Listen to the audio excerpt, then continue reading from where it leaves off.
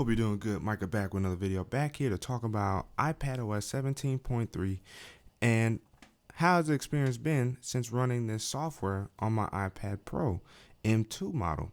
Well, we know that there was a few things that they did add with iPadOS 17.3. The first being wallpapers. They added the Unity Bloom set, which adds some new creative wallpapers. And so if I demonstrate those here for you guys real quick right here, in the featured are the Unity wallpapers. So upon swiping through these are the ones that you get. Very colorful, very to the point, if it as you were. Wallpapers that you can use and add a little additional flair to your iPad. Now, what else did they do? AirPlay and hotels may have been also added to the iPads when you take them to hotels. If those TVs are rated to have AirPlay, then you can AirPlay and share content from your device to those TVs. Great to see that there as well. And if we come in here to, I believe it's general, and right here, AppleCare and Warranty. Something else that was added is this right here. Now you can see it, and it will display all your Apple products that you've had and any warranties or AppleCare that is outstanding or that you currently have going on for your devices. So some of those things are definitely good to have on an iPad. What else did they add? Well, if we come over here, swipe up and go to Apple Music, collaborative playlist was also added. And so if I go ahead and down here, go to the test right here, you can see the icon right there that you can react with collaborative playlists. Of course, you add them by clicking the button up at the top, and then you send that invite out to whoever you want to. And if I demonstrate here real quick, you have a couple of options. As you guys can see, you could go via QR code or share the link, of course. And right now it's just me because I don't have anybody that I've actually tried to create a playlist with yet. And my wife uses YouTube Music. So we're a bit of a debate in the house. Maybe we'll get her on over to Apple Music. But if you want to actually react, all you have to do is click on a song, and as it plays, I'm not trying to get copywritten, but if you hit up on it, as you guys can see, it's reacting right there. In my initial video on iPadOS 17.3, I didn't realize you actually had to go into the song itself.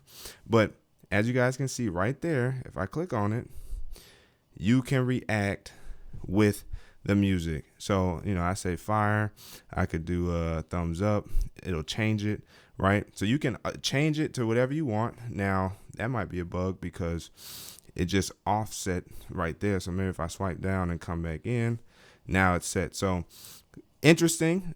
You just noticed our first bug live on the iPadOS 17.3 follow-up video. But nonetheless, you can create collaborative playlists with your iPads and react to the music, as well as anybody else, your collaborators. They can also react as well. And the rest of the update, in my opinion, for iPadOS 17.3 had to have been in the background because they really didn't add anything else. I'll even demonstrate here. The biggest feature that came to the iPhones was stolen device protection. But if I come in here to Face ID and passcode, you will see that there is no stolen device protection on the iPad. Now, you're probably asking the same question. Well, why not? Don't iPads get stolen just like iPhones? Well, that may very be the case, but Apple has elected as of iPadOS 17.3 to not add it yet. Doesn't mean it won't come. It could come in iOS 17.4, especially since that they added another option with stolen device protection on the iPhone to allow for the delay to always take place whenever you try to change any passwords, passcodes, or your biometric authentication, or leave it to familiar places so that way you don't always have to wait on that delay. That means that it could still come in iOS 17.4 or in a future update. But as of right now, it is actually not available on the iPads. And it's very interesting as to the reason why they did not add it. Now, the reason why I say behind the scenes updates is because I think, again, two things were addressed with this update. And this goes along with the overall experience as well as performance and battery life.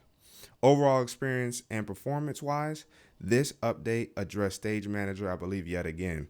As you guys have probably noticed in almost all my videos, I always have, let's see, oh, goodness gracious, I'm over here acting a fool.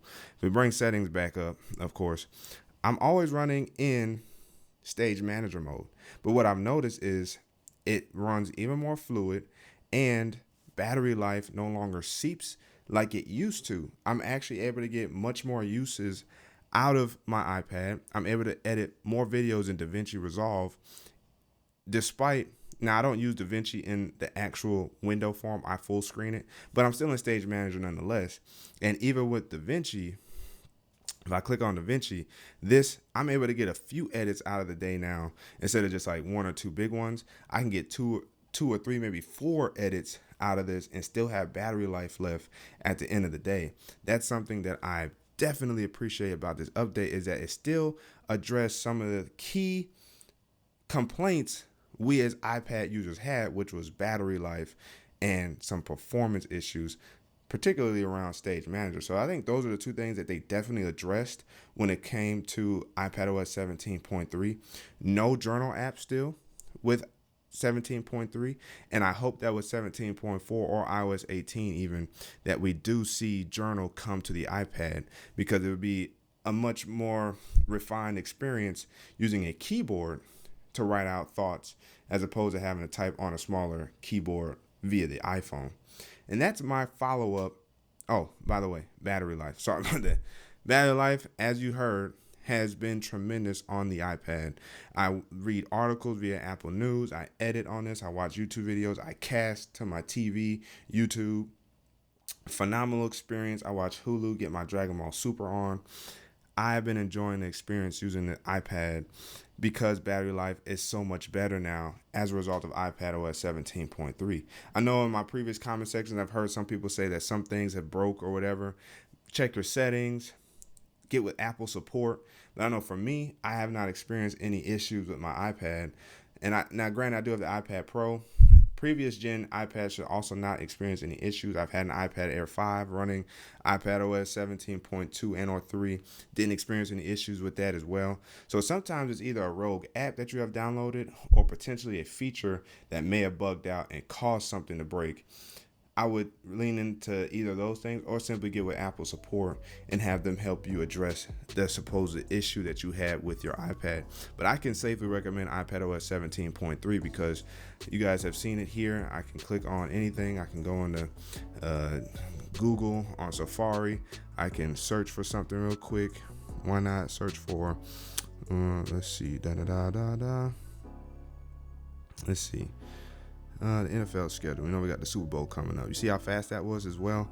Internet's blazing fast. I don't have any problems using Safari. I don't have any problems using any apps on the iPad. So recommendation by your boy Micah here. But again, as always, if you guys haven't already, make sure you guys hit that like button. It's free. Subscribe to the channel. It's free. And hit that notification bell. It's also free. That way you never miss my videos. So that way you and I can sit back and see what's cracking. Your man Micah signing out. Until the next video, let me know down in the comment section below what you guys think about iPadOS 17.3 and any further updates from Apple to your iOS devices and iPad devices.